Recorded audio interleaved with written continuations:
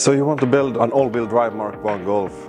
Well, this is part 2, and if you haven't watched the first part of this video series, I would recommend you to start from the beginning, and link is in the description. So let's start where we left off last time, which will be the tunnel. This is my tunnel. You will need to raise the tunnel up to make more room for the drive shaft from the gearbox to the rear diff. And no, it's actually not possible to do this build to not raise the tunnel, and I will show you why. So let's say we are looking on the car from the side. Here is one wheel and here is the other, rear and front of the car, and bulkhead, and this is the rear seat of the car, passenger seat. The tunnel on the Mk1 goes kind of like this. It goes kind of down and then it goes up, follows the car. Let's say here is your shifter, kind of like this. It's stock, it sits underneath, but and then before the bulkhead it goes down again and up the bulkhead. This part and this part is kind of too far down, so which means like your drive shaft will not have any room to go past this. Your drive, let's say your drive shaft would be here. So in order to actually make your drive shaft go all the way back to your what the fuck is this? This is the diff and the rear. So your drive shaft actually can't go to the rear without you cutting away this part and raising the tunnel. I hope that made sense. If you do a lot of searching on the internet, you will probably have found pictures of this guy who lowered his engine and gearbox so much that he will be able to have the drive shaft go underneath the gearbox tunnel.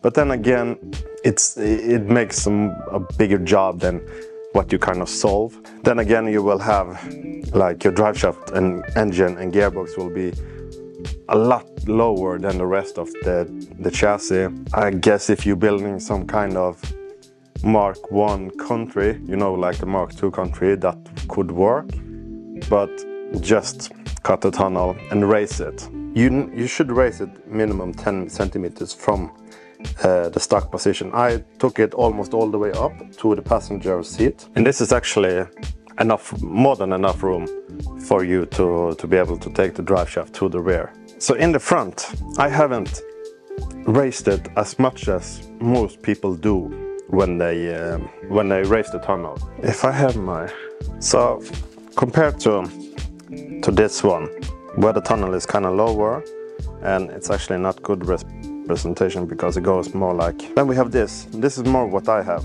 Like, this is the passenger seat, it goes just a bit down and then it follows the straight line to the engine bay. Then we have the bulkhead. If I was going to do this again, I would actually raise it a lot higher before the bulkhead. Something like this.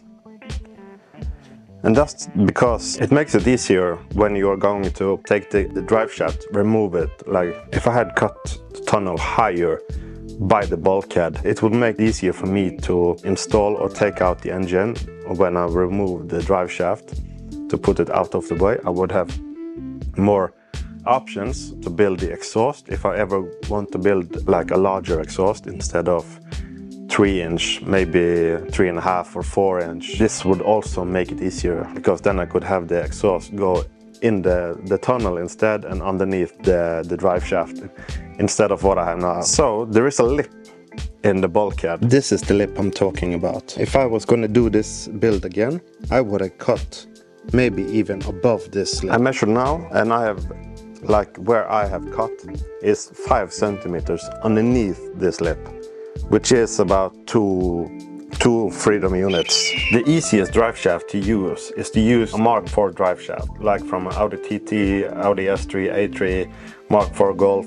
And to shorten this, you need to measure how much you need to shorten it in, because this can vary, depends on your engine position and the rear. So measure this and get it shortened. Synchro drive shaft, but this is not as strong. Also, you have to make two mounts for the drive shaft instead of one, which you use with the Mark IV type of drive shaft. When I made the tunnel, I put two square pieces of metal, square tubes, whatever it's called, like this, from the front of the car to the back. It's one on this side and one on this side, and it goes from the rear all the way to the front. On top of this, I have just some 0.7 millimeter sheet on the sides, and in the mid, not in the middle, but almost in the middle, I have some 4 or I believe it was 4 or 5 millimeter metal, just to make sure that the tunnel is tough, is strong enough. But I think it would be more than enough if you use 0.7 millimeter or 0.9 millimeter or something metal sheet all the way. Some people cut the tunnel in half, kind of here, cut it in half, put some sheet metal in between, and then make it higher this way. It looks more pretty, in my opinion. For me, this was actually a more easy solution with the tools I have available. You will also need to mount your shifter in a new position. This is easy peasy. And make some kind of handbrake.